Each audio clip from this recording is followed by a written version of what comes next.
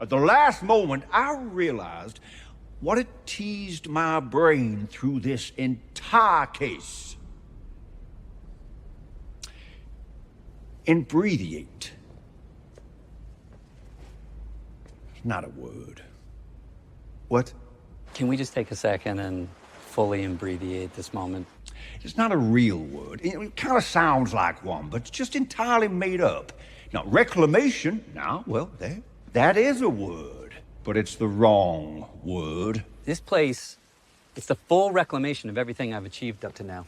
This entire day. The pre-definite detective. A veritable minefield of malapropisms. The infraction point. And factual errors. Bask in the sun, swim in the Ionian Sea. That is the Aegean Sea. Oh, yeah, it is. It is. His dock doesn't float. His wonder fuel is a disaster.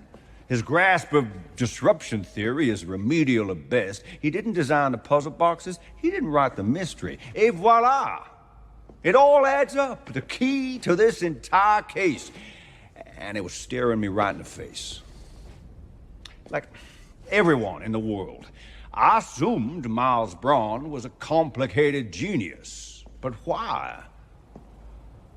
Look into the clear center of this glass onion.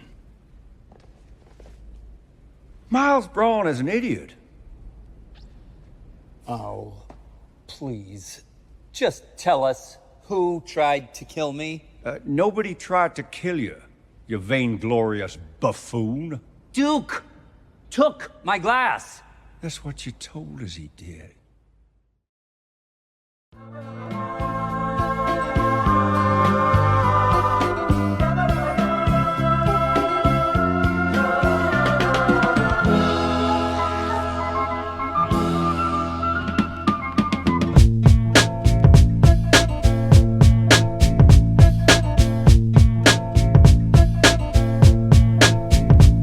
Welcome back, everybody, to the Film Bros Podcast. My name is Isaiah Lucas, and I am joined by my co-hosts, Abraham and Nick. How you guys doing tonight? I'm all right. I'm good, man. Good. I'm not very upset. Yeah. Last night's Oscar, I think went. Oh, what? Oscars last night were amazing. Were our predictions correct? Most of them were. I think most of You them were. You were literally saying everything everywhere is gonna sweep Yeah, for the most part. I was pretty excited that it did. Yeah. Yeah. If you didn't tune into the Oscars, it was a sweep with Everything Everywhere All at Once. It won Best Original Screenplay, Best Directing, Best Picture, Editing. Best Editing, Best Actor in a Supporting Role, Best Actress in a Supporting Role, Best Actress. Mhm. Like it killed all of the huge categories, which I was very excited about. Yeah. But yeah, a lot of my predictions came true. Some of them didn't, which is fine. But yeah, it was exhilarating. I couldn't tell you how teary-eyed I got watching Ke-Huy Quan go up there and win an Oscar. His Dude, speech. Yeah. His speech is so... He made me like almost sob when he went up there and said, "Mom, I won an Oscar." Yeah. And I almost just started being like, This whole movie has like bolstered this guy up, and Mhm. every single speech I've seen him, he's been nothing but appreciative and just like honored to be getting these acclamations, these awards. You know what I mean? He's just the most wholesome guy in the world. Mhm. He Yeah. never let it get to his head. You Yeah. know, he's just so genuine. yeah. It was also nice to see one of our... I want to say he grew up with us. Is George of the Jungle. Yeah, Brendan Fraser. Brendan Fraser Yeah. won his first Oscar. Yeah. That was really nice to see. First one. Yeah, that's After insane. some kind of, he had like a weird history with all that. Yeah, he had a whole blacklist Yeah. that went on, and I mean, yeah, that whole story is just insane in and of itself. But it's so awesome to see him like emerge on the other side, a star. Mm-hmm. And yeah, like Abe was saying, this man has been here throughout my whole childhood. Mhm. Yeah. This man was George of the Jungle to me. This man was Mummy. in The Mummy. The Mummy was a pivotal movie for my childhood, Dude, I had well as Encino Man. Mm. Like I can't tell you how many times I watched Encino Man, Another fun fact too: Ke-Huy Quan is in Encino Man. What? Yeah, he actually, him and Brendan Fraser's character Link, they hang out and like become friends in the movie. That's actually how they met in real life. Oh wow! It was on the set of Encino Man. Dude, So two people that starred in that movie won an Oscar. So what does that say next for Pauly Shore? he's He's up next. next. Could he have a Renaissance maybe? He's Who up knows? next, man. I don't know. Did you guys see that Pinocchio movie that he was in? Absolutely not. No? The most recent one? Is it the Disney one? No. Or is it an older one? No, there was I think it was by like Lionsgate maybe or something. But he voices a version of Pinocchio. And it's like it got really bad reviews. Oh no. But I laughed at the trailer because it opens up and you hear Pauly Shore say, "Father, when can I be on my own?" And it's Pinocchio like in this like horrible animation. It looked bad. I just want to know what year it came out. It came out like 2022, It came out in 2021. I remember there being a big confusion because there's two Pinocchios, one by Guillermo del Toro. Yes, which won Best Animated Feature. Right. Yeah. And I'm like, wait, which Pinocchio is which? Because I think there's one, it's by Disney that sucked so bad. That's the live action one that you're thinking of. With Oh, Tom okay. Hanks. And No, that- this was another animated one. Really? There's Another 3? Yeah. Pinocchio getting some action, man. Yeah. It's because Pinocchio, I'm pretty sure, is like True story. No, it's under. True I think story, bro. Dude, it says Pinocchio, a true story. Don't even. A true Oh, that's story. the title. Is that the title? Yeah. Okay. No, the way I've you never phrased seen it, it. the way you phrased it said Pinocchio's a true story. Long no. He's a Imagine wooden that. boy. Yeah, you never know. Yeah, but Dude, so 2 Pinocchios came out in the same year. in the same year. One in 2021, one in 2019. Yes. That's insane. Yeah. What I was gonna say is I think Pinocchio is open source, like like it has no copyright. Same so we thing can with make like a movie with Pinocchio. same thing with like Winnie the Pooh. Let's do it. Winnie the Pooh that's is why they did the that's why they did the horror thing. Yeah. Let's do it. It's open source, so there's no copyright issues. You can use it freely. Oh, I did Yeah. not know that. I Bro, feel let's like make people a- would capitalize on that. Let's Yeah. make a crazy version of Winnie the Pooh. It's already happened. It's already happened. Nah, and it was like- doo doo. Yeah, I heard it was trash. Yeah, but It's fun. yeah, nonetheless, I thought the Oscars were awesome. I did too. Yeah. How do you guys feel? I know that you said that there was some little controversy surrounding Jamie Lee Curtis's win, which is actually her Yes. first Oscar win ever. Yeah, it's kind of. But she won Best Supporting Actress for Everything Everywhere. Yes, and I had heard a lot of people online saying, "Why? She's going up against Stephanie Sue, who's so much more involved in the story in the movie. How did she not win it? She was great in the movie, but not a very prominent force. Yeah, You know, like She wasn't a big character. It's not enough for me to call her the supporting actor.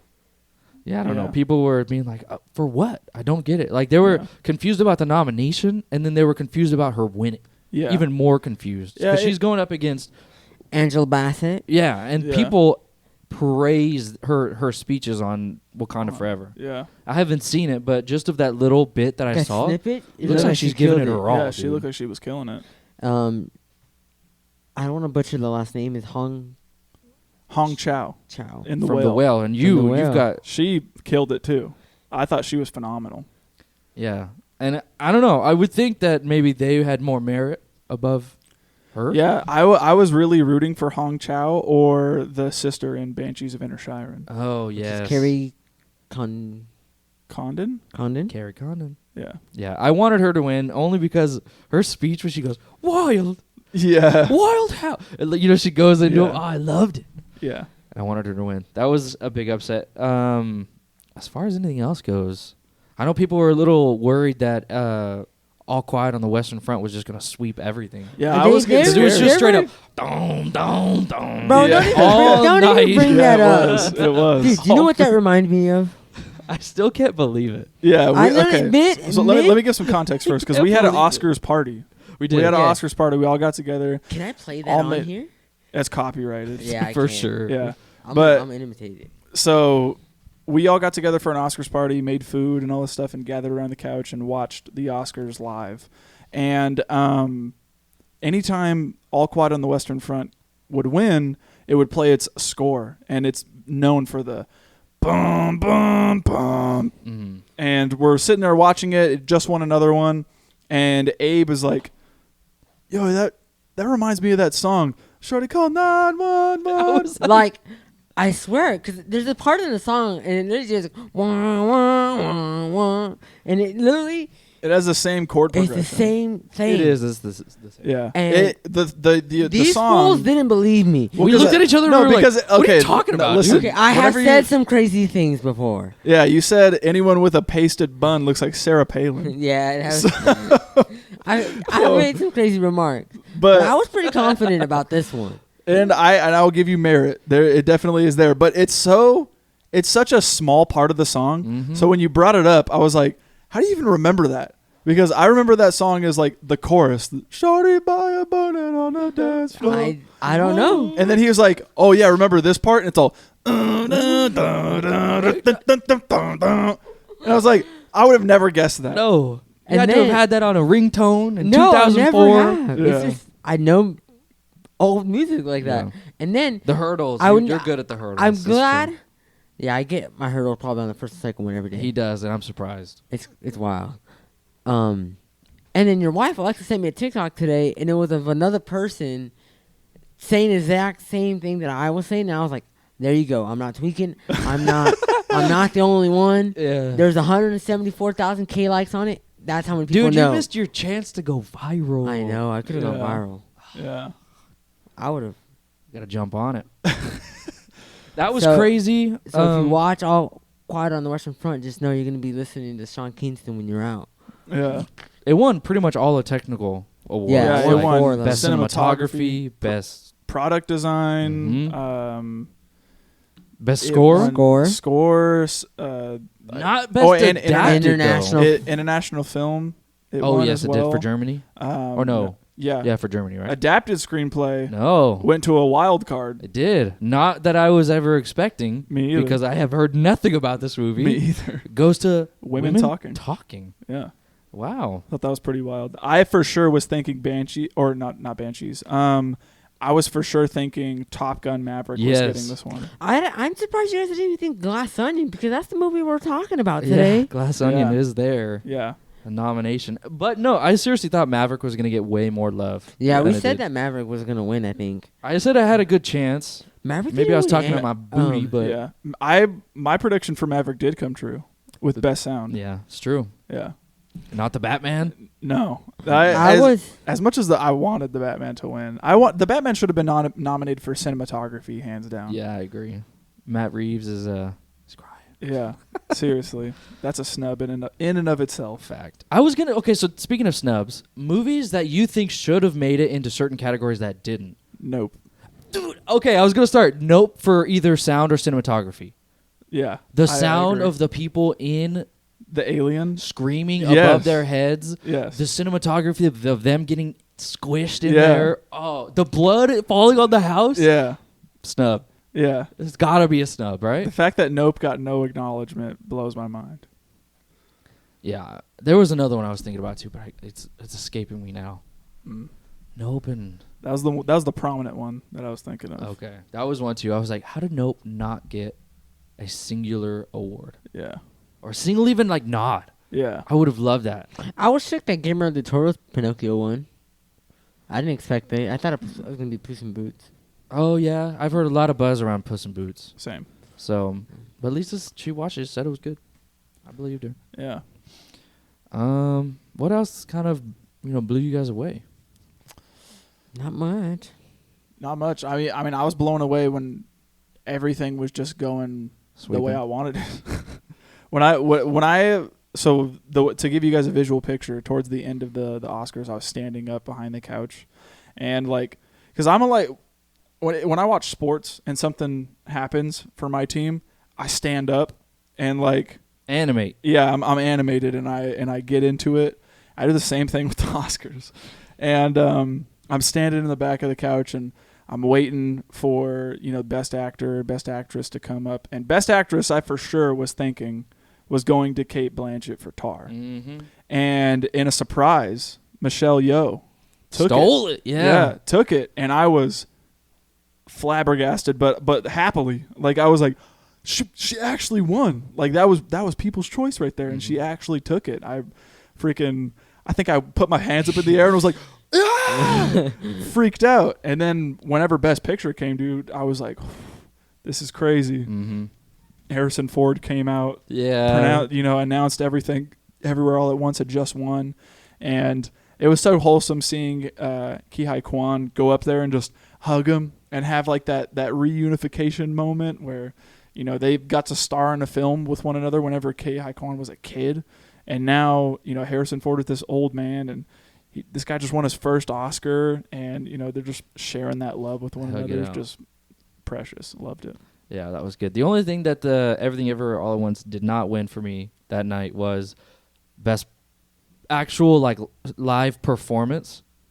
I thought their performance of "This Is Life," "This Is Our Life," or however it is, was not that good. Oh yeah, the song? actual This performance Is Life? of it. Yeah, Natu killed it. It It was sick. It was sick. It was so cool. It made me want to watch the movie. Yeah. Actually. I loved it. They looked so happy up there going. Yeah. And I was genuinely impressed at what they were doing with their feet. I was like, holy crap. Yeah, dude. I've Definitely killed heard it for me. so much about RRR, but I just have no. It's like 3.5 hours long or something like that, and I've heard that it just has anything that you could want in a movie. Mm-hmm. It's got romance, it's got action, it's got fight sequences, it has scary parts, it has funny parts. Like there's just anything and everything in this movie. And people love it. Yeah, and I'm curious about it for sure. I've heard people questioning why it didn't get nominated for Best International. Oh yeah, that makes not even a nomination. There was a part at the Oscars that I cringed quite a bit, and I felt bad for this one person. Who are you thinking of? I think it was during the makeup one. They cut this girl off. She was about to. I know what you're talking about. Yeah. Yeah. This guy said some things, and then literally she walks up to She's him. like, I want to think. Yeah, and then it goes. She goes, yeah. I want to. No, and then all you heard was. Like they play the music off, so and then the camera just bad. kind of gets far away, and she's still standing there. Dude, I was just like, oh. I think she threw up her hands at one point. And I was like, Yeah. dang. I could think of two heartfelt moments though. One, John Travolta before the memorial. He looks weird, but he was genuinely like feeling it. Yeah, and he was crying. I was waiting for another Adele Dazeem moment.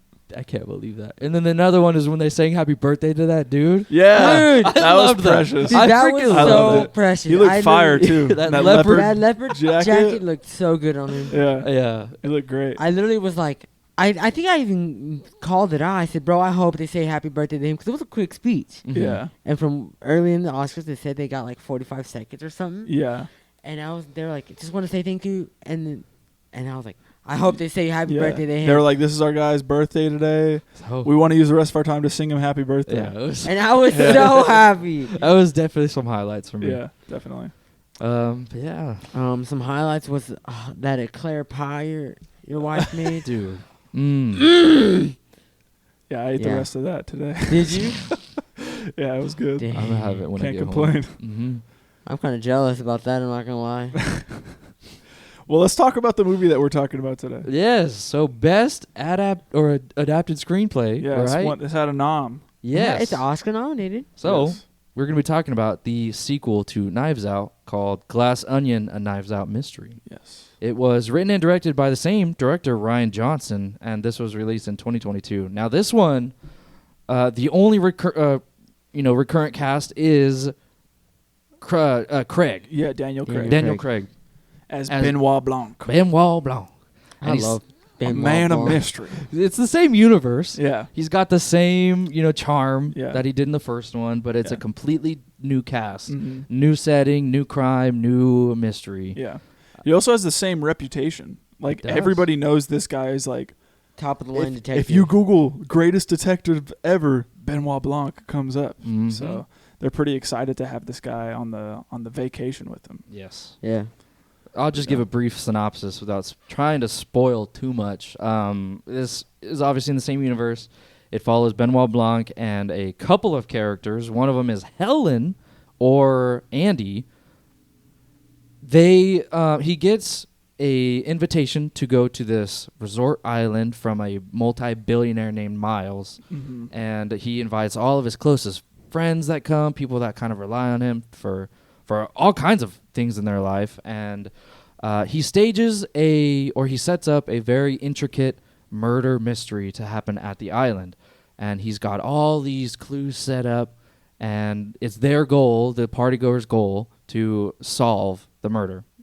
And what they don't realize is that there's a even deeper mystery underneath all of the glass onion layers. And it goes just kind of in deeper and deeper in depth there, and yeah. This episode is also going to be very spoiler heavy. Yes. So if you haven't checked, probably for both movies. Yeah. So check the movie out if you haven't done so. This movie definitely does kind of wither if you know the spoiler ahead of time.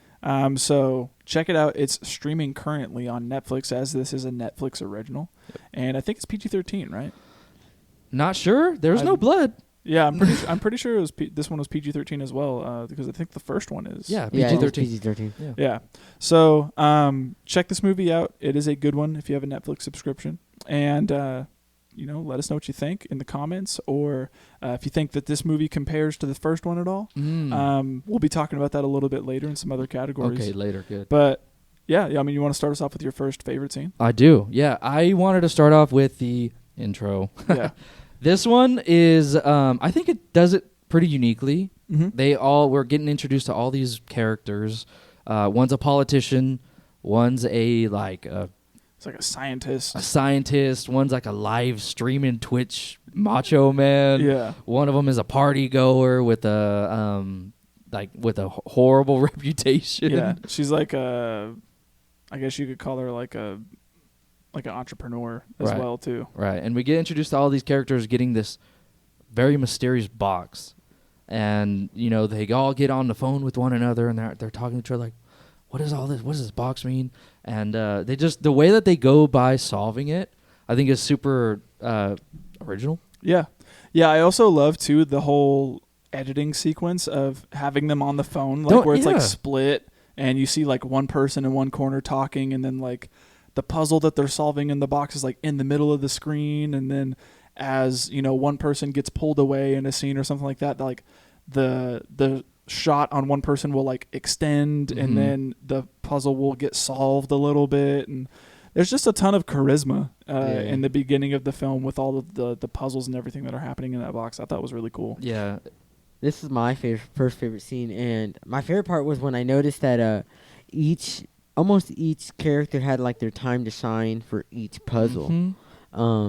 Because like Isaiah noticed, there was like these squares where it would go to each different person, and there's one specific one where you can hear, with a chess piece, and someone says, I'm good at chess, and moves They're in, able to checkmate and it. it was like certain 3 for a loop. Yeah, I was got my toes out. the dogs are barking. I wasn't expecting to see socks thrown. And you basically see each individual person solve their own puzzle in their own unique way. And that's something that I really liked in the beginning. Yeah, it just gets us involved with the characters and like their very stereotypical character. They kind of all follow along that very, like, they have one trait, and then that's who they are. Yeah. And that's how they, fit into this story. That's kind of crazy. I also like it too. We get like nuggets of like deeper character motivations on why they're doing what they're doing. Like with the scientist, we get him, he's talking with the people, and they're like, you can't do what you're doing. This guy is stupid. This idea is ridiculous. Do not do this. And he's like, well, he's had better ideas. And it's like this child equals NFT. Yeah. And they're like, he's that paid for our building. We got to try it. Yeah. And they're all like, no, this is science. You can't do this. Yeah. And then we get her on the phone with the politician, and now we hear the politician is deep involved with that. And if that goes wrong, then her career is gone. And there's like a lot of these small nuggets of character motivation on why they're, like kind of looking up to Miles and how he's kind of puppeteering them just from the very beginning. Yeah. I thought it was pretty good at how they tied that all in as the story unfolded. Yeah, definitely. I knew from the jump too that immediately they were going to for this like Miles character to kind of be like a sort of like Elon Musk type character, or like Jeff Bezos type character, where it's just this person that has all of this money and has their hand in like anything and everything. Like for some reason, Alpha Industries like started out as like some company doing something rather small, and now they're like in space travel and in food delivery and like all this crazy stuff, and you're like thinking, what would this place start out in the first place? Mm-hmm. Why do they need to like be traveling to space? Mm-hmm. And you could say the same thing for like a company like Amazon, and like how Jeff Bezos is now like letting people fly to space for the right price. Same thing with Elon Musk. And I liked that they immediately kind of like hit on that a little bit, and I could tell what they were going for.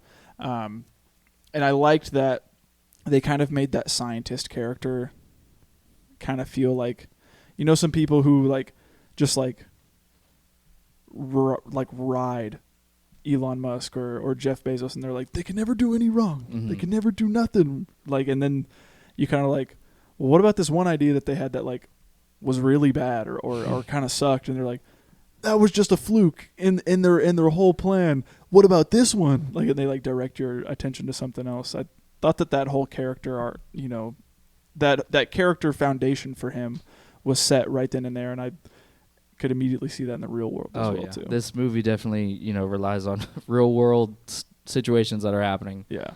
For better or for worse. But it also presents us with the real mystery, because after they all solve their boxes, it ends up being an invitation to come to the island. Mm-hmm. I don't know. I think it's called the Glass Onion, right? Or whatever that island's called. I don't remember what to call it on the island. And they're called to get it says on the invitation to solve my murder. And you think, oh crap, but the real mystery lies in Andy's character at the very end, because she's not involved in the calls. She's sitting in there, kind of in the garage in the dark, sitting there, and then she grabs a hammer and just bam, bam, and smashes that thing, and you're immediately like, what the heck happened between Miles and this character? Yeah. Like, why is she doing what she's doing now? Why is she not involved with the other characters? How is this going to unfold? Yeah. And I thought it was a really good way to keep us engaged, get us knowing all the characters, and start asking questions. Yeah, same. So I think that's what an intro should do. And yeah, definitely. Pretty effective in that way. What is our next favorite scene? Go ahead, you can take it away. My next favorite scene isn't actually until a while into the movie, and this is whenever Benoit solves the game before it actually takes place. Ooh, let's talk about first when Andy goes up and is like destroying each character. When like he just gets done talking about what the disruptors are and how he's like, you're supposed to be willing to break the system and then ask yourself, are you willing to go more? Yeah. And like he's like this, like, you think he's this philanthropic, he's like boilerplate motivational speaker. Yeah, like he's at a TED Talk. Yeah, and it's kind of, you can almost see kind of through his flimsy, ideology here, like making up words like inbreathable. Yeah, like the whole time it's like infraction point. You're like, bro, what are you talking about? Yeah. And Andy comes up and she's just clapping, and she points out for like all of them for who he really is, who they really are, what their real motivation is under the surface. Mm-hmm. Like I said, we were getting those little nuggets, and here's where she's just like, nah, this is it. This is it. And she goes, we all know who's funding your projects. We know that he came and saved you because you said some stupid stuff on Twitter. Yeah. We know that, like, and she's calling everyone out. He's like, and I love her line where she says, you're all suckling on the golden titties of Miles.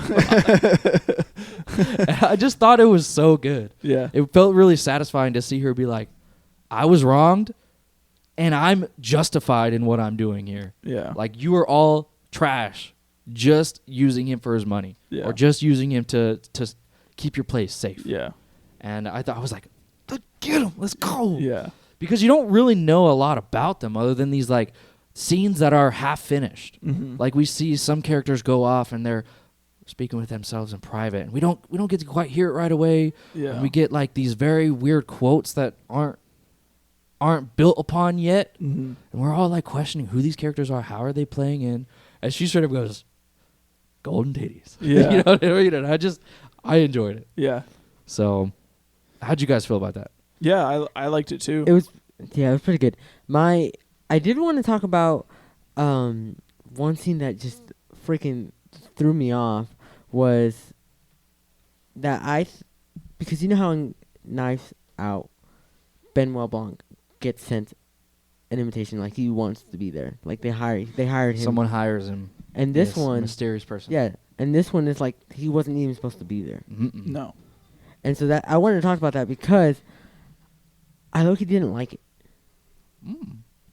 Because I don't like how Miles approached him. Well, what do you mean? Like he just said, He was just like, talk for a minute. He was like, let me So you're- pull you aside. Like, Well, what are you doing here? He wasn't supposed to be there. Yeah. He kind of was just like, what's your deal here, man? Yeah. Yeah, I don't know. Well, that kind of makes sense. But Yeah.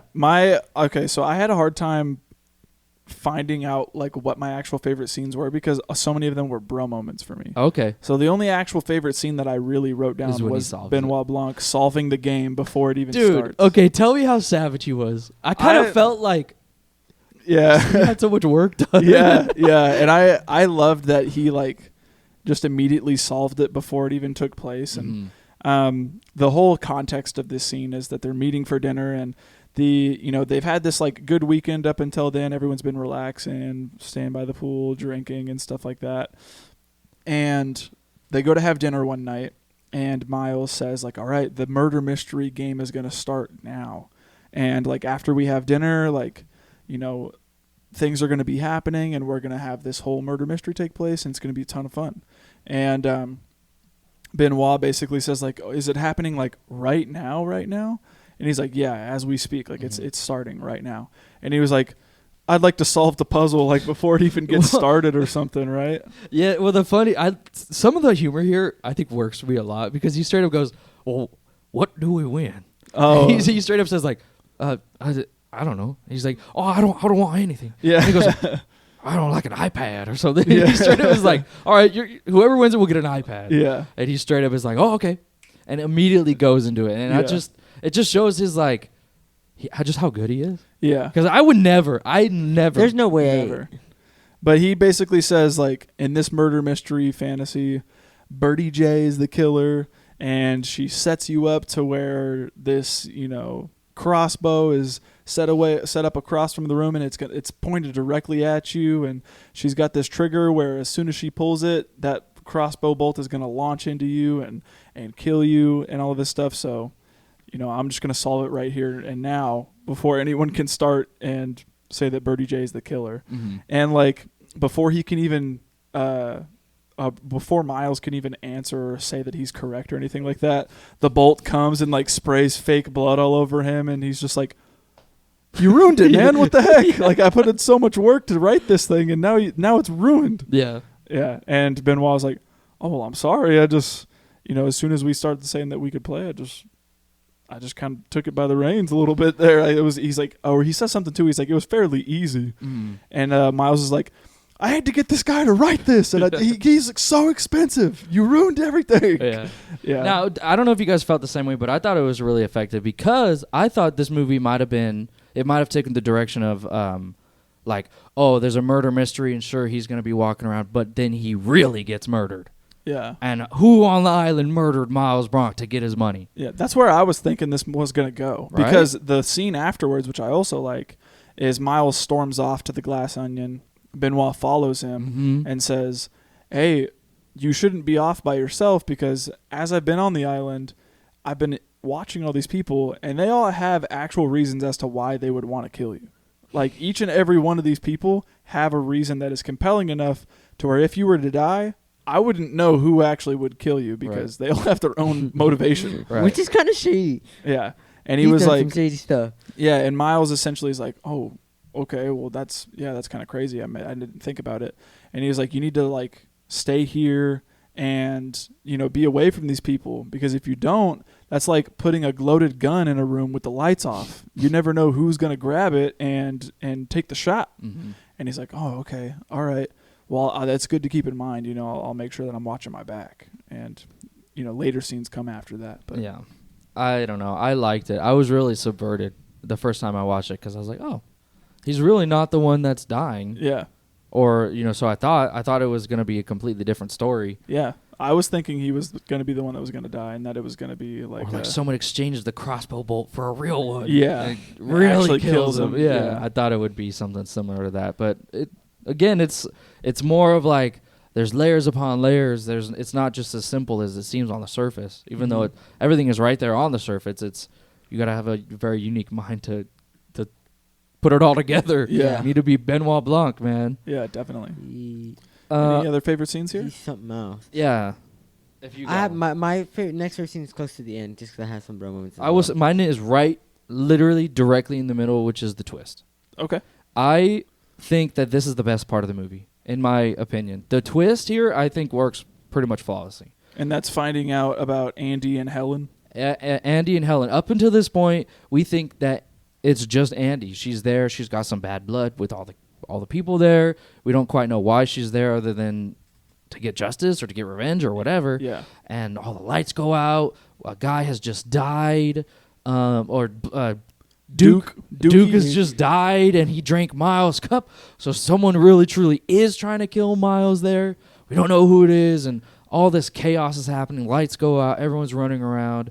And it's Andy finally meets up with Blanc down like right on the center stage, and there's a mirror behind it. I just think it looks sick too. Yeah. Because all of a sudden you see like a gun point up and shoot through the glass, and it like shatters all slow-mo. Yeah. And she gets shot. Mm-hmm.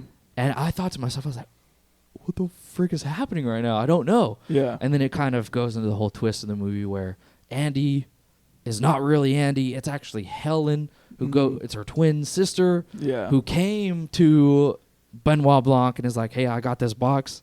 I need your help. Because my sister was found dead in her house. Mm-hmm. And I know for a fact she didn't commit suicide like they said she did. Yeah. And for what we thought Benoit Blanc is on this, mission kind of naively. He doesn't know why he's there. He doesn't know what he's solving. He really, in fact, is there. Yeah. He knows everything. Yeah. He is the one in complete control. Yeah. And I just thought it was so good. Yeah. I really was like, this movie is going in a direction that I really enjoy. Yeah. Because up until then, it's kind of just like your casual character building stuff. Mm-hmm. Just kind of slowly building up. But then it's like where the twist really is like, I'm invested. I love this. Yeah. It's so much deeper than I thought it was going to go. Yeah. I have to say, I thought the twist with the twin sister is what blew me away. I wasn't expecting that at all. But I do have to say, whenever I watched Helen get shot, my first reaction was, she's not dead. And whenever, even with the blood? Yeah, even with the blood, I was like, she's not dead. Somehow she's not dead. Oh. Or like it didn't kill her. Like it just like grazed her shoulder or something like that.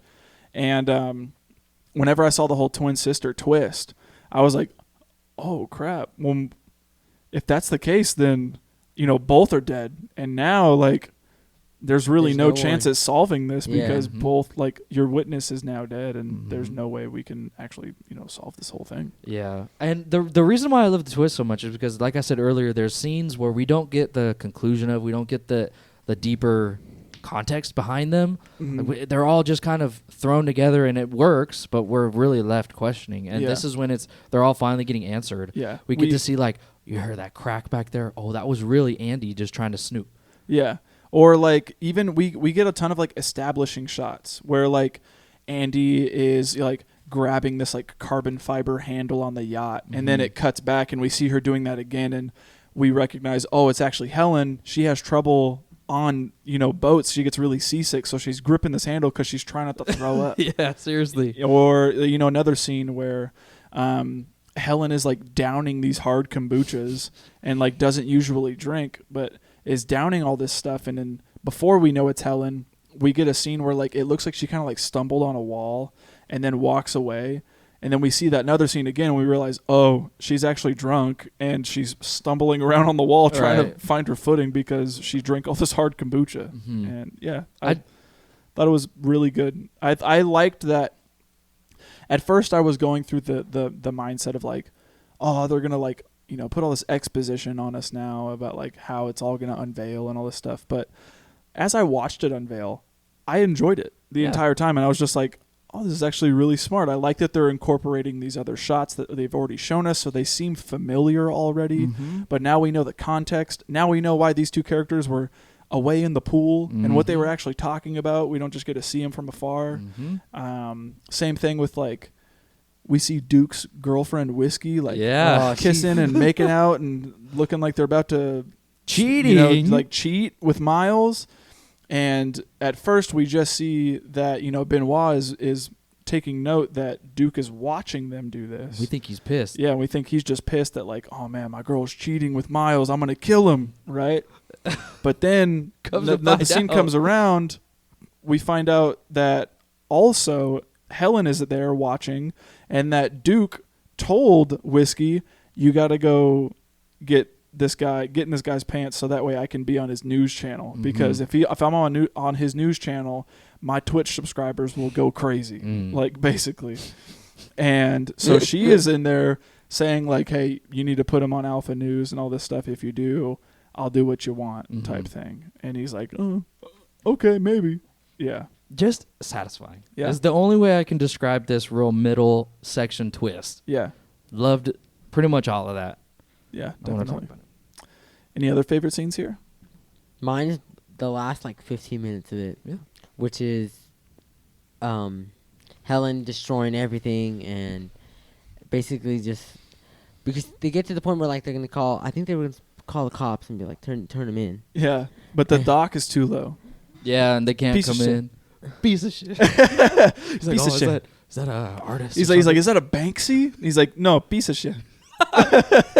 It's like it's a piece of Yeah, I immediately recognized that whenever he said that. He's like, a piece of shit, huh? And I was just like, they're saying it's a piece of crap. Yeah. Like it's like a dog. Like a glass dock that comes out of the ground looks whenever stupid. a boat approaches. It looks like something you can make in Minecraft. Yeah, and they told him the cops can't come right now because whenever he built that dock, it was built to the height whenever low tide comes in. And low tide is not here anymore. The water is much higher, so that dock is not going to be able to reach. Yeah. And so basically he's like, Helen's like trying to expose him and be like, you're going to pay for what you did. Like, you did this wrong. And pulls out this napkin that he was supposed to destroy. Or like, or Andy was supposed to destroy. Right? Well, she wasn't supposed to destroy it. That was her evidence. Yeah. That was like backing up as to how Andy had the original idea. Yeah, because that's the everything. The reason she lost the court case is because she didn't have that intellectual property. Yeah.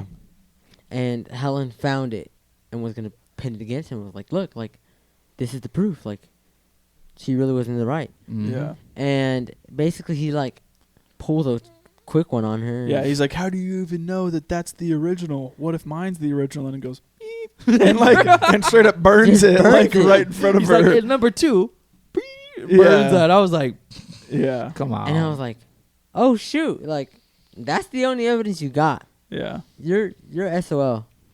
Pretty much. And he was like, well, what are you gonna do? And she starts pushing down these art pieces. Yeah. Well, real quick, I love what Benoit says to her before, because it's an extension of a previous conversation where she says like, well, like if you know like that these guys are doing something wrong, why can't you do something? And he's like, I'm not Batman. You know, I'm just like, I might be a great detective, but I'm not Batman. Yeah, like it's out of my jurisdiction. I report to police and authorities and stuff like that and everything, but I don't enact justice or anything like that. I leave that to them. Yeah. And he basically tells her whenever he hands her all the evidence, and he just says, I'm not Batman, but you, maybe you are. And he hands her a little something, and you know, kind of walks away and lets her do what she's gonna do. And that's when she starts smashing all this stuff, which is honestly so deserving because Miles just sucks. Yeah, and I kind of hate it because I feel like Edward Norton always plays like the bad guy and like hateable character in movies. Yeah. And because I'm like, I think about in movies with him, I'm like, dude, I kind of hated him in Fight Club. I was like, oh, just bad. And then it sounds like good. He deserves it. Destroy the thing, and then finally everybody starts joining in, and it's just like an ensemble. People just like, this guy's trash. He deserves it. Who cares? Mm-hmm. And finally, you get to see a part where she shows this crystal. Yeah. Which is the piece of clear with a K. That's what he's calling it. Like hydrogen-based solid hydrogen fuel or something like that. Something and it's supposed to be. Yeah, and it's something that throughout the movie, this guy Miles is trying to incorporate in every house in America. He wants all of America to run on clear, because it's a better fuel, it's more efficient, all that stuff. But what they don't know is that it's like also highly volatile and hasn't been tested enough, and like it's extremely explosive. Yeah. And we get to also reveal too that like his entire island is being powered by this stuff, and like it hasn't been like fully tested to where it's safe or anything like that. Even the scientist is like, "You're running the whole island off of this?" And he's like, "Yeah, even my fax machine, all my lights, my air conditioning, everything is being powered by this stuff." And she comes to the realization that if she creates a big enough ruckus and starts a fire in here, she could throw this piece of clear in there and basically like start a huge explosion and show, everybody that, this is not safe, and that, this is still something that he could possibly like go to jail for or something like that. And basically she shows that piece, and she, like as I said, she creates the big enough commotion, lights this like beverage cart on fire, and starts throwing pillows and blankets into it. Basically making a big old bonfire. Yeah. And Miles and that's his name, right? Yeah, Miles. I don't know why I said yes. Miles and Andy look at each other, and we find out that there's only one button protecting this the biggest piece of art in the earth, which is Mona Lisa. Yeah. It's probably the most iconic. Yeah, it's the most well known, the most famous painting in the world, and he has it because he bailed out the Louvre or something like that. And he's like, when the pandemic hit, I was the only one that had enough money to keep them running, and in exchange, they loaned me the Mona Lisa, the real one. Yeah, and he's like basically all these security requirements. Yeah, it's like if something as loud as like a flick or a phone going off, like this bulletproof casing like slides up to protect it. He's like, but I installed a kill switch that makes it go back down, and it's right here. Look, And so they lock eyes, and literally they see that, and it's in the middle, and she's a unit, bro. She's just a linebacker, just running, bro, making knives with her hands. Yeah, too. seriously. This scene looks so funny. Yeah, and basically presses it and is able to get the Mona Lisa on fire, and I'm like, good. You realize you messed up, and you lost the biggest piece important to you. Yeah, and it's very satisfying too, because something throughout the entire film that Miles says is like, I want my name to be synonymous with something as famous as like the Mona Lisa. And at the end of it, she's like, well, now you got what you wanted. Your name is now synonymous with something that's as famous as the Mona Lisa, because your name will forever be tainted by being the guy that like let it get burned. He's the idiot. He's the idiot that burned it down. Yeah. So he got his wish, just not in the way that he wanted it to go, but in the way that he deserves. Honestly. Yeah, definitely. Dude is trash. Yeah. And good ending. Well, wild ending, I'll say. Yeah. It's a wild ending. Yeah, that's for sure. Yeah. Any other favorite scenes here? No. Okay. Let's move into some best quotes then. I only got one, and it's from Benoit Blanc, actually. Okay, so it's going to be long. No, this one actually... No, I don't think this one is from Benoit, actually. I think it might be from Helen. She says, you would lie for a lie, but won't lie for the truth. Yeah, I have that one. Yeah. That's the only one that I had to, because I heard it, and I was like... Yeah, and it's because whenever the whole napkin burning scene happens, Miles starts to kind of like gaslight these people and is like, I didn't see a napkin. Did you see a napkin? Oh, pisses me off. Yeah, and everyone is like, no, I didn't see it. I didn't see a napkin. I didn't see it. And she gets pissed and is like, you would lie for a lie, but you won't lie for the truth. Yeah. That's ridiculous. Even in court, they all lied. Yeah. Oh, it's and it's actually very sad. The ending was satisfying for this part specifically, because they all said no to certain parts that he actually did. And then when he was like, you know what you just caused by burning the Mona Lisa? One of them goes, actually, I did see you burn the napkin. Yeah. Or and then someone said something. I forget. She said something that he did, and was like, finally, like, oh, it was so deserving. Like, they finally like realized how trash he was. Yeah. Yeah. One of my favorite quotes is when they finally get their invitations to go to the island, and Duke is like, "Ma, where's my spear gun? I gotta get packing." Yeah. Like, of course, this was a spear gun. Yeah.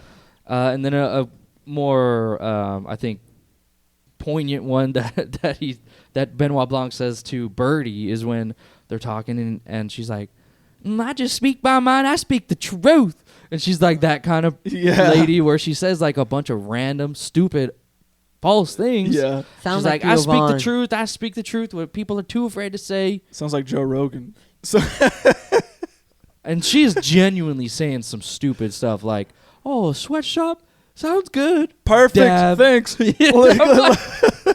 She's trying to be the cool person. Absolutely clueless. Yeah. He straight up goes, it's a dangerous thing to mistake speaking out of thought or speaking without thought for speaking the truth, don't you think? Yeah. And then she goes, "So you think I'm dangerous?" I was like, "You don't get it." Yeah. He's literally calling you, I don't. yeah, like you're not thinking. Yeah. And you're calling it as truth. Yeah. You should stop. And she's Yeah. like, "Think I'm dangerous." I was like, "You're an idiot." Yeah. It's funny. Yeah. I do think that Kate Hudson does kill it in this role, though. Yeah. I really enjoyed her whole character. I thought she was hilarious. Any other best quotes here? That's it for me. It for me as well. All right. Let's get into some bro moments because I've got a ton. I have some that I was just like, oh, okay. My first one was the car. Yeah. Do you know what kind of car that is? No. It's a Porsche. It's a I know Porsche that. Spider 918. There's only 918 made of those, and it's just kind of insane to see one. But I was even my bro moment was seeing that they have a freaking car cooler. That's a replica. That's of the a same- replica of the same car. Yeah. That's how you know you got enough money to throw on anything. Yeah. My first one was Janelle Monáe's character smashing that box. Like after we saw this whole sequence of everyone going through these elaborate puzzles to open it, and she just goes, just smashes it. Mhm. But also, Among Us. Yo, we're gonna talk about that. Straight up, When I saw that, I was like, "Yo, that like what?" All I heard is, "Dunk, dunk, dunk, dunk." It blew my mind. Sassy bro. It blew my mind, and I was like, "There's no way they just incorporated Among Us into this movie." 2022. Dude, it's crazy that they mentioned COVID. Or no, I'm even thinking too. Like he's straight up playing Among Us. He's on a Zoom call With some other people. I don't quite remember who they are. Yeah. Well, I know that noticed there's one some, of them. like interesting facts by them. I noticed one of them too. Now has a TV show on Peacock that is also written and directed by Rian Johnson. So I'm Really? wondering if it's in the same universe as well. Oh. But yeah, I saw that and was just like, there's no way that they just freaking put Among Us in this. Dude, have you played it recently? Absolutely not. I haven't played that game since That it game- was popping. I tried playing it the other day because I was I was at a doctor's office, I think, and I was just, what do I do? Like, I was just messing with my phone. And I know this is off topic, but bro, there's like hide and seek and like you're a ghost and you can haunt people. It's so weird. I will say the popularity of that game looked like this. It went skyrocketed And then yeah. and I hear nothing. Dude. Yeah. Like I know freaking The- politicians that were playing that game. AOC. Yes. She was on Hassan's stream playing Yes. with them. That was wild. Wild, That's dude. crazy. What, like I can't believe that happened. Yeah. And I can't believe that it's in this movie. The only thing that I see now about Among Us is like the occasional Among Us VR clips Dude, where like dude. these like grown men will like Oh, and scare little like kids. will scare little kids and just be like, "It was red, it was red, it was red." And these little kids are like, it's so funny. Like they're Yeah. basically gaslighting them to be the imposter. yeah. Yeah, It's so ridiculous. Yeah. Another bro moment for me, whenever they get to Greece, the whole throat gun. Yeah, Thing? with Ethan Hawke. Yeah. who's in the it for Ethan like Hawke a minute. cameo. Yeah. He just goes, Yeah. and we don't ever know what it is. Yeah. Nothing at all. Yeah. I thought that whole scene They was saw wild. they cured COVID and just didn't tell anyone. Yeah. Thought that was pretty crazy. Yeah. Also, Miles revealing that he didn't send Benoit Blanc a box. Yeah, that was pretty crazy. Yeah. 'Cause he was like, "You didn't? What do you mean?" Yeah. Yeah. Another one, keeping the gun on Duke in the pool. I know. Doesn't that like destroy the weapon? I'm pretty sure. Yeah, after a while, it would start corroding it. Yeah. Or like I thought it like jams or something. I thought you just couldn't. I don't know, but this man's straight up in a Speedo. Dude, no, swimming with the holster on the Speedo. he kept that thing on him. Yeah, he's like swimming, then he gets out and just goes, brah, brah, like just out of nowhere. I was just like, what the heck? This is crazy. Yeah, that's wild. I wanted to point out one. You can actually see when Miles hands the drink over to Duke. Yeah. You can see it because in the very first scene it happens, you see him hand it to him. But in the scene when they show it again, you see him put it down, and then Duke grabs it. But then they're like, no, that's not how it happened. That's just how you said it happened. But you really, like, from the genuine first scene, you can see him do it. Oh, okay. Yeah, I thought that was wild. Lisa pointed that out to me, and I was like, are you sure? That's definitely a bro moment. Yep. Dude, imagine so when Helen got shot, and She would have, that would not have saved her. No, for sure. But when they put the salsa on her, No, it's the Jeremy Renner hot sauce. the Jeremy Renner hot sauce, yes. I was like, what the Yeah. heck? They called Jeremy Renner and Jared Leto. Yeah. I was like, what the heck is happening here? Yeah. Jared Leto also threw me for sure because I haven't heard that name in so long. Morbin time, dude. Yeah. Another one for me, when all the lights go out. True. Yeah. That was a big bro moment. Dude, I was scared someone's going to get shot. Yeah. What about Serena Williams? Yeah, I thought that was pretty wild. I thought she was just like a video playback. She was legit. Yeah, just sitting there like on a FaceTime call, and it's like, we gonna train or what? I'm on the clock. Joe Money, whatever. Yeah. Another bro moment for me that we haven't talked about was seeing what's in the red envelope, which we come to later find out was the napkin. Yeah. Even seeing where it is, too. Yeah. Yeah. I put down the memoji dabbing. That was a bro moment for me just because I laughed at it so hard. Yeah. I thought that part was just hilarious. And then What's that seeing spiral called? Keep going. the golden ratio. Yeah, but it's called like it actually has a name. I forget what it's. I just know it as the golden ratio. I'm I know that there's an actual name for it, but my last one is seeing what they do with the Jeremy Renner hot sauce. Whenever she get like the bullet gets stopped and she like sprays it on him, and then he's like, "This will do the trick," and he puts the hot sauce in his eyes to make him tear up. Because I remember whenever I saw whenever you see her get shot for the first time, I thought like Benoit Blanc just shed a single tear, and my first thought was like, why are you crying? You barely know her. Like I was like, that doesn't, like, you're crying over it? Why?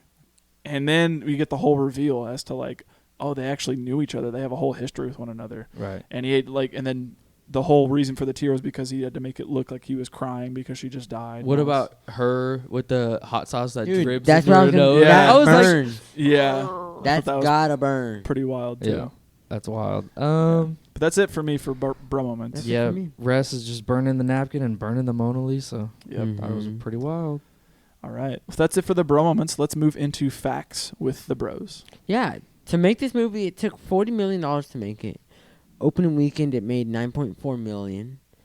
Gross for U.S. and Canada and worldwide is $13.2 million. Yeah, and that's because this movie was limited release in theaters. Yeah. This movie, like we had said, as well as a Netflix original. So, I think Netflix kind of knows what they're getting themselves into, or they see the profit, like when it comes to like the streaming side of things or something like that. I'm not entirely sure, but yeah, on face value, it looks like it might be a flop. Yeah. But who's to say? Yeah, you I know. don't know. The only other fact that I have, or I have two actually, and one of them is that Ethan Hawke's cameo wasn't planned in advance, and that he was actually He was just in the area. Yeah, he was. He was You're in lying. Budapest shooting Moon Knight. Wow. Yeah, he was in Budapest shooting Moon Knight at the time, and he came to Greece for the day to shoot a scene and then left. Are you serious? Yeah. That's cool. He just that's why he's in it for so short. Yeah. All he had to do was just pull your mask down. Yep.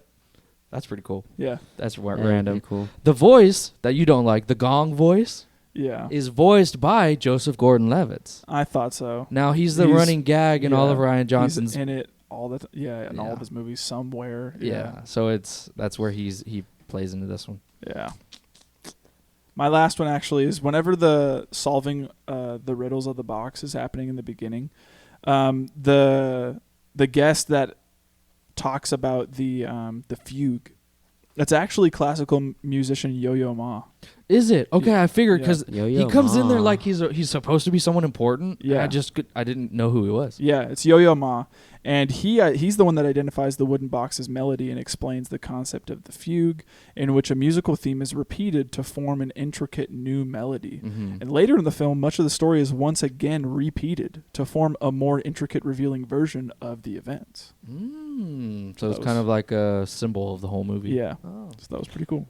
One thing that I thought was pretty cool was when Helen checks her phone and she gets all those text messages and missed phone calls.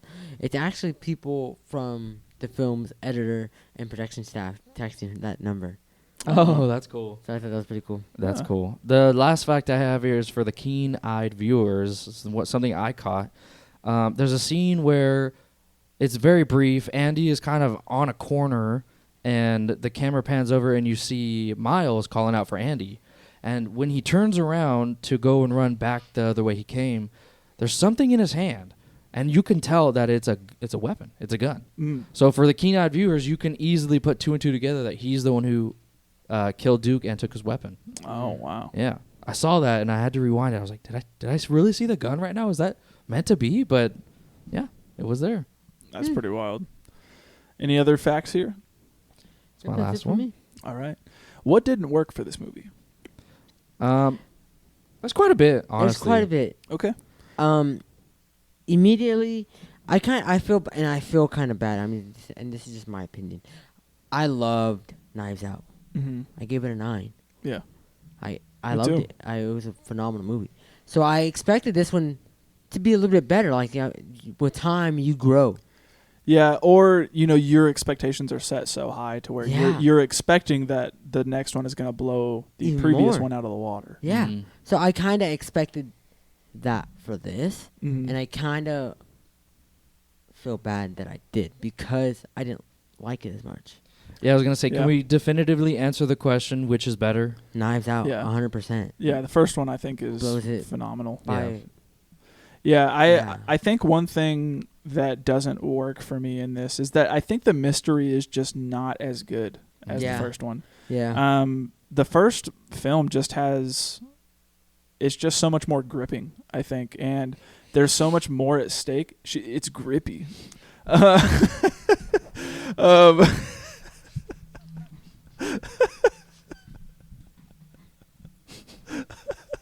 I was thinking the same thing, bro. Same wavelength over there. I think the first mystery in Knives Out is just so much more of a compelling mystery, and there's so much more to root for and so much more at stake. Yeah. And I ultimately want Ana de Armas's character to just win at the end of everything because of all the crap that she goes through. Yep. But this second one, I'm kind of like, all of them are kind of equally crap. I mean, except Helen and Andy. Yeah. But like, I don't know. I just don't feel. I don't feel the same like want for Helen to succeed as much as I did for Ana de Armas's character in the first one. Yeah, I was gonna say the character casting. I don't think is as strong. I think that what they're presented with was fine, but I just don't feel like I hardly knew anybody, and that's kind of, it's bad to say because I think the only one that I knew was Dave Bautista because he used to be in WWE. If you want my honest answer. Yeah. And Edward, he's Drax. Norton. I like Dave Bautista. I did too. I thought he was great. I liked him. But I just don't think they're as strong as the first characters. Yeah, Like I get what Michael you're saying. Shannon. You got freaking Jamie Lee Curtis, Ana de Armas, obviously. Freaking Chris Evans. Yeah, Chris Evans is in it. Yeah, I also think the one thing that pales in comparison to the second one is just the villain. Yeah, Chris Evans, I think, is just so much Good. better of a menace to the film and to the whole story of the first one. Whereas Miles, I don't know. What do you think about Edward Norton? I kind of think. I mean, He his was character miscast. I think he could have been played by somebody else. Yeah. I don't think this is Edward Norton's strongest performance by any means. Yeah. But also, they play up, Miles' character to be like just incredibly dumb, and that's definitely something that the writing is doing. Mm-hmm. But I think like maybe a different actor might have played that role a bit more seriously or done it in a better way maybe. I don't know. I just didn't think the villain in this movie was just as good as the first one. I thought the first one was just much better. Yeah, and that's kind of what this movie hinges around, honestly, is the mystery and the villain at the end of it. It's kind of what we come for. Yeah. I hate, like I said, I hate to compare Knives Out with Glass Well, you Onion. can't. I mean, it's a direct sequel. So with Knives Out, the way that they opened Knives Out was perfect. They showed like the party, they showed everything that you needed to see. Mm-hmm. With this one, you didn't get anything. I didn't like that it was like a party, because I wasn't that interested with the box. Like that wasn't as ominous as it was for Glass Onion, because you see how the guy who just walked up and you don't see anything besides like a first person view of like the camera. I don't know if I'm explaining it right. I don't know. I don't know. Maybe I'm just not saying something right. I don't know. The way that they opened this one did not make me already want to watch it more. And with Glass Onion, I was like, okay, something's like, this is interesting. Like, I want to watch this. But with this one, like the receiving a box, like, okay, I want something more. I'll disagree with you there. I did like that, but what I didn't like about the intro was when they start talking about the more meta narrative stuff, like about COVID and about Among Us and all that stuff. And Lisa immediately pointed out to me, and I think some movies can get it right. This is the trope I was talking about last week. I just think it immediately dates the movie. Like, I think about me watching this movie 2, 3, 4 years down the line. Like, even watching it for the first time, I thought, man, we're still talking about COVID right now? Like, this is like, it's not something I really want to bring back up. I want to bring that back up. Like, it's not. That's how I feel about all the comedy specials that are coming out, and they're being like, cancel culture. Remember that? And I'm just kind of like, it's kind of tired. This is dead. This is dead. I'm tired of it. Like, I'm over it. And I hate that it's. I'm glad that it's only pretty much in that the beginning part, but it's just like 2 years down the line, I'm gonna watch that and be like, ugh, this is just such a past I don't want to return to, and it's really ham-fisted right in the beginning. It definitely ages the movie, whereas the first movie, I mean, it does make references to like social media and things like that, but it's not done in a way where it's like, oh, this is so 2020. No. Or so 2021 pre-pandemic where everyone's locked in their house playing Among Us. Like that's what it is. It's very specific to this time period. Yeah. And it just doesn't have that same timeless appeal. Yeah.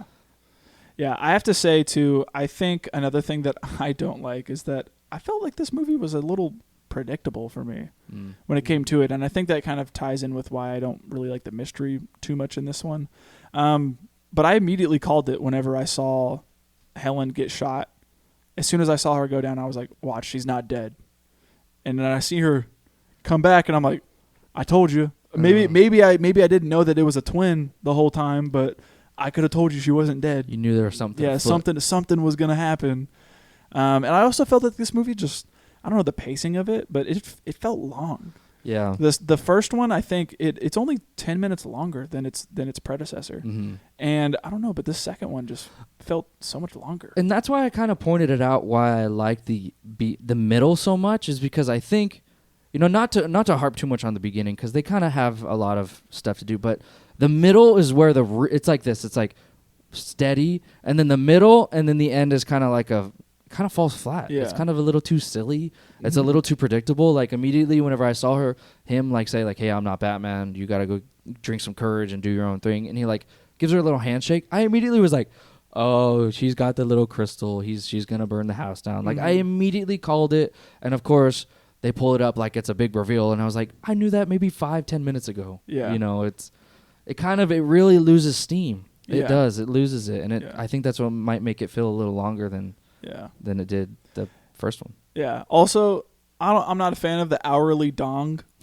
It just doesn't make sense to me. I don't know why it needs to be incorporated. And if it was only made so that way Joseph Gordon-Levitt could be in it, Why not make him like the security system for the smokeless garden? Why not make it be that random guy that's just smoking cigars in and a like random make room? him actually, oh, I'm Joseph Gordon-Levitt, like, and like make it even more meta. Like, I don't know, just the whole hourly dong thing. Like every time it would go on, I was just like, why is this happening?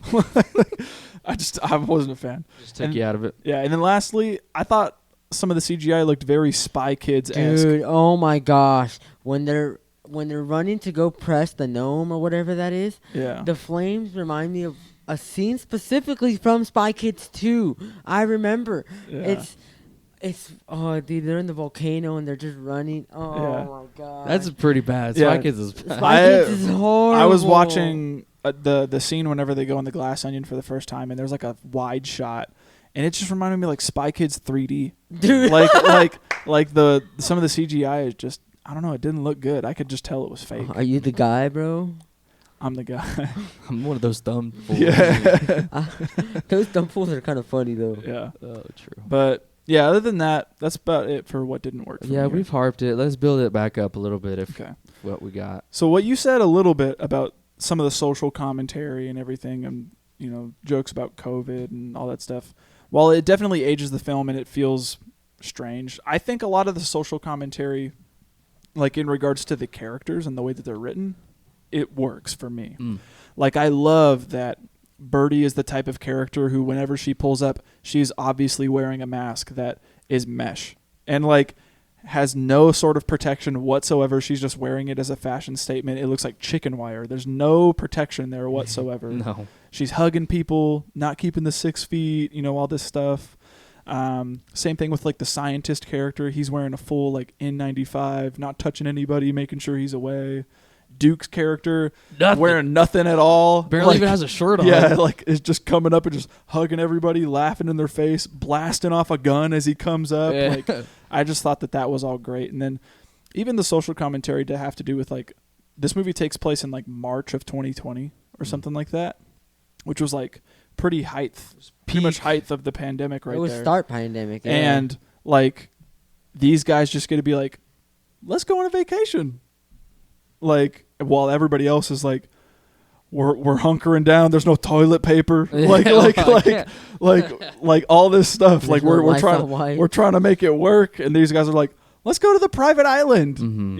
Like, I thought that social commentary and a couple other things throughout the film are pretty spot on, and I enjoyed that aspect of it. Okay. But when it comes to, again, like we had said, the COVID jokes and things that actually really date the movie, I think we'll kind of just bring this movie down more as it ages. Yeah, unfortunately. I will say the immediate thing that I loved, costume design. Yeah. Dude, wardrobe, some of the fits on here wardrobe is phenomenal. As soon as I saw Benoit Blanc come out in that suit, yes, and also like whenever he walks out to the pool in that like striped, yeah, I was like, I need that. Yeah, that's kind of fire. Like, he looks good. Yeah. They all look good, honestly. Yeah, I really appreciated the costume design here. Yeah. It's one of the only times where I was genuinely like, man, I'm noticing what they did. They put a lot of. I was a big fan of like Dave Bautista's, dude. just you like his little jock His out? swimsuit, you know? Yeah, it was. Yeah, I enjoyed the wardrobe as well. Yeah, it was kind of crazy. Killer. It was. Some of the fits are popping. Yeah. Another thing that I loved was the whole editing sequence around the phone calls. Yeah. I thought that it was super eclectic and immediately started to give the film a ton of charisma, and like just shows you right off the bat, this is a Knives Out movie. It's gonna be, you know, kind of wacky and zany and funny, and there's gonna be things that, you know, will get explained later, but you know, we're gonna show you it in this cool style, as well as all the cinematography. Oh yeah, the cinematography worked great in the first one as well as the second one here.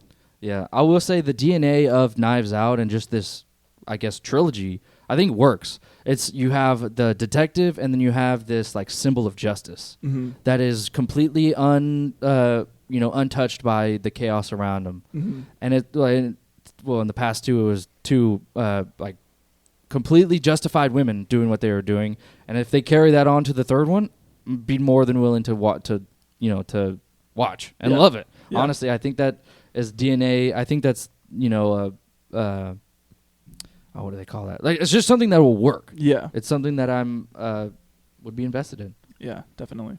Also, I gotta say, I think the acting here is great.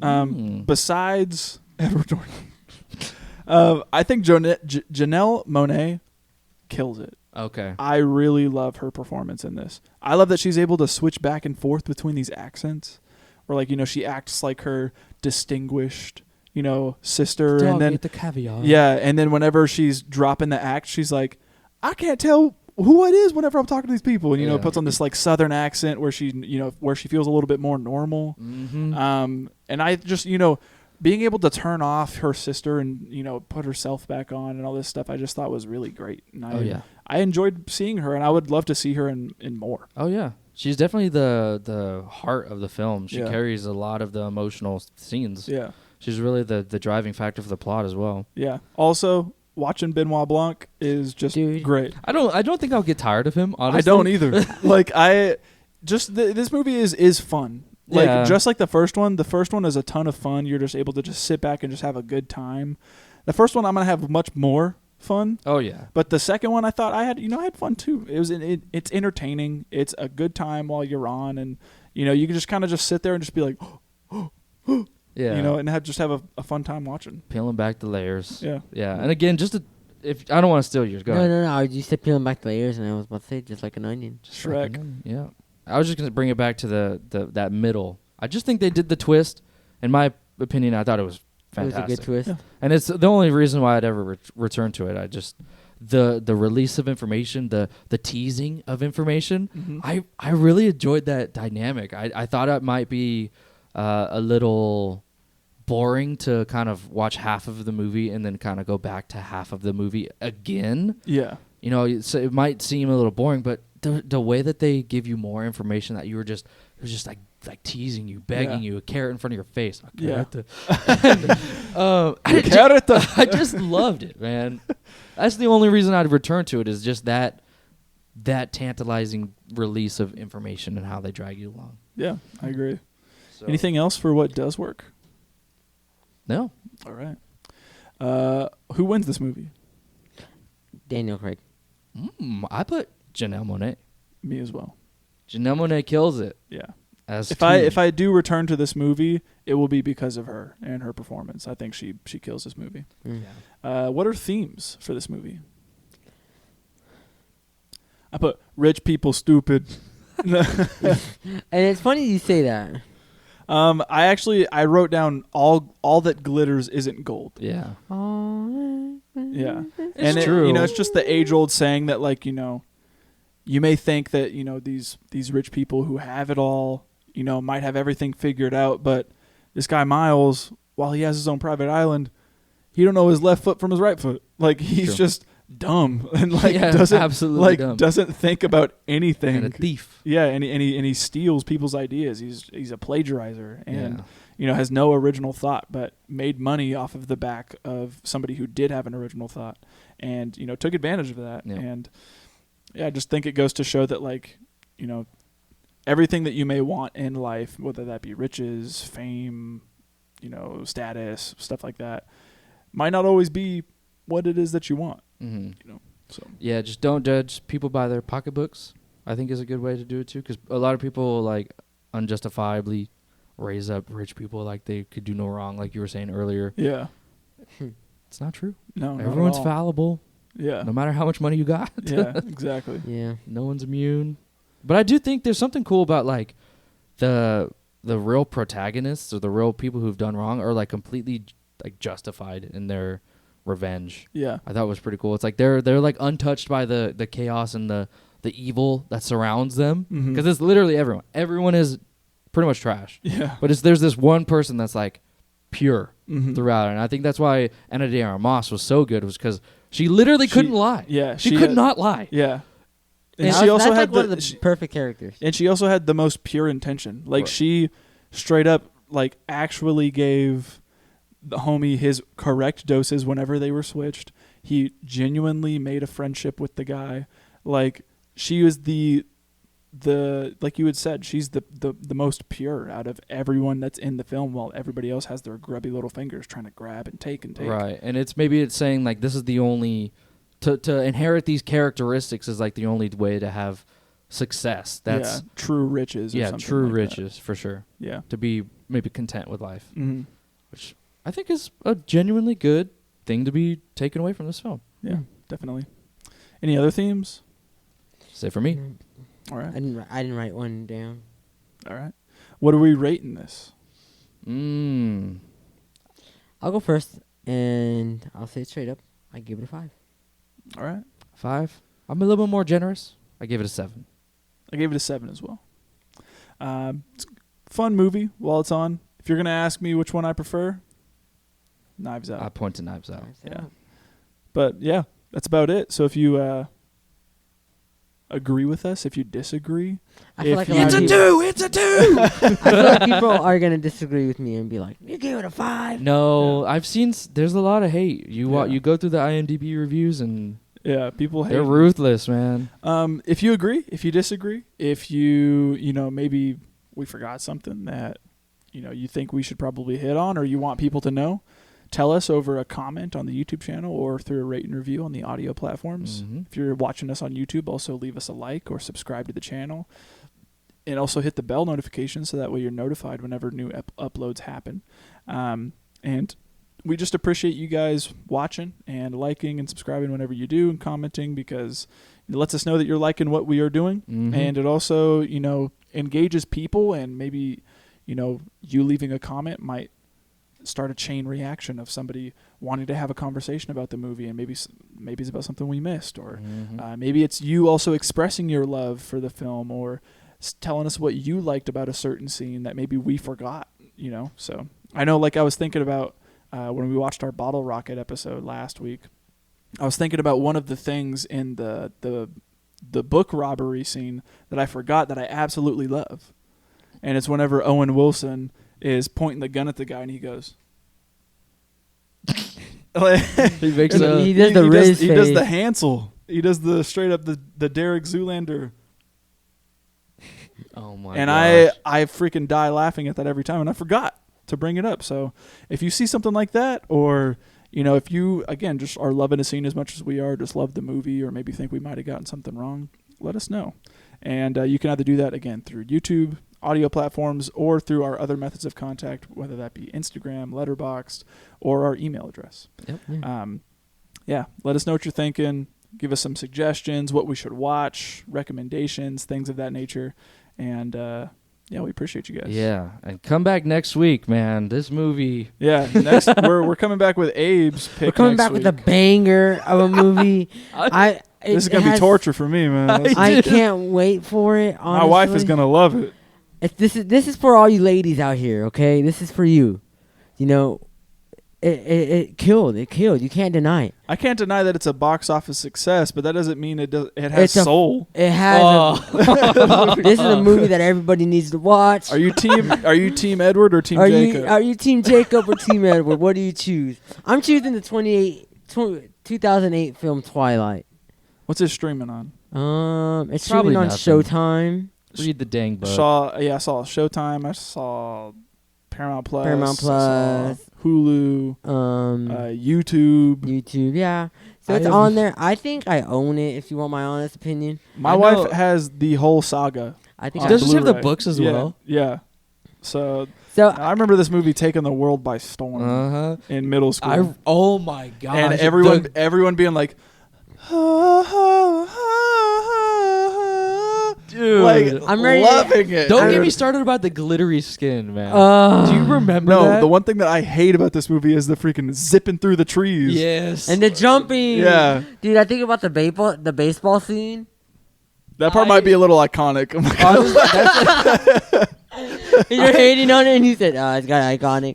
I don't know if I'm going to absolutely hate love this movie, or if I'm just going to crap on it the whole time. It's going to be a fun episode. It's going to be crazy, because this is Robert Pattinson we're talking about. Yes, and this is the thing, is I don't like to think of him in this light. He goes on to do so much better, and I love to just forget about this. He did take a little bit to get out of this era, though. It took everyone who is familiar with him to really, not think of him this way anymore. Yeah, I forget he straight up sings a song in this one. Does he? Yeah, at the end he It's been does a the while whole since I've seen it. he does the whole I'll wrap you in my own.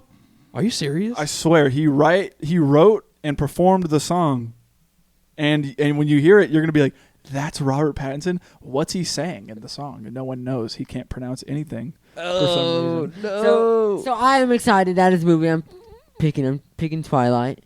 Like I said, I'm ready for. I want to do a fun episode. I feel like this would call for a good fun episode. Because it's such a bad movie, and I know it's a bad movie. I'm just thinking about just the tone, dude. Like, And isn't it it's so angsty? Yeah, like it's just so like blue and so dark. serious. Like people just looking at everyone being like, "You look like you're a nice bite." Like, and the entire time I'm just gonna be like, ha, ha, ha. Like I'm just gonna be getting a hit all the time, dude. Yeah. I'm ready to hear my girl Haley Williams sing Decode. I don't even think it's on this one. I'm ready to see Edward stop that truck and stare at her like he's pooping. He's all dude. Taylor Lautner. Wow. Yeah, well, he's at a fall from grace hey Bella, too, where you been, Loca? Anna Kendrick is in this? Yeah. I'm not sure if I've seen this. You're about to experience some. You're about to see Robert Pattinson almost vomit whenever homegirl walks in the home room. Really? Yeah, because the fan blows and he's all. What? I see. This is something that. And it's because he can't control himself, so he has to make her think that she stinks. But really, he just wants to devour her right then and there. Yeah. Oh man, that's what it is. Yeah. None of you have read the book. No, it's too dang long. You should talk to Alexa and just get some differences that the book have that the movie has. All right. Because that would be interesting. Because they always say the book is better, but what if? I don't know. What Maybe if the movie did? The book's probably more smutty. Smutty. Yeah, I don't know if I like that word. Yeah. Yeah. I can't. Who knows? I haven't read it, so I can't say. Yeah. But dude, Kristen Stewart. He's 108 years old. She's a minor.